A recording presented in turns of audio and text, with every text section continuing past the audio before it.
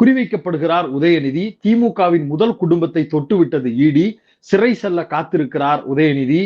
அவருடைய cell number இதுதான் அப்படின்னு ஒரு பக்கம் ரொம்ப வேக வேகமா செய்திகளை வெளியிட்டுக்கிட்டே இருக்கிறாங்க.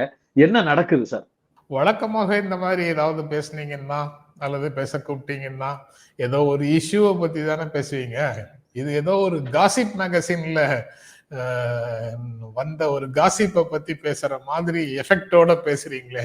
இந்த தலைப்புகள்லாம் இதே மாதிரி தலைப்புகள் வந்து இதே மாதிரி திரைக்கதை, இதே மாதிரி தலைப்பு, இதே மாதிரி பில்டப்பு, இதே மாதிரி எல்லாமே நடந்து கிளைமேக்ஸ் மட்டும் வேற மாதிரி ஆன ஒரு விஷயம் தான் நீங்க சொல்லும் போது முழுக்க எனக்கு நினைவுக்கு வருது.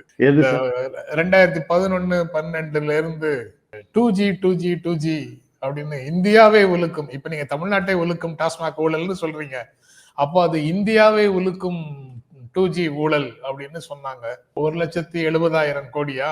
அதுல வந்து 75,000 500 ரூபாய் கட்டுகளா, ரூபாய் நோட்டுகளா அடுக்கி வச்சா நிலாவுக்கே போகலாம்.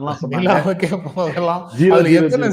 எத்தனை ஜீரோங்கிறது கண்டுபிடிக்க முடியாது அப்படின்னு தொண்டை நரம்புகள் எல்லாம் தெரிக்க பல அரசியல் விமர்சகர்கள், பல அரசியல் கட்சி தலைவர்கள் எல்லாம் பேசினாங்க.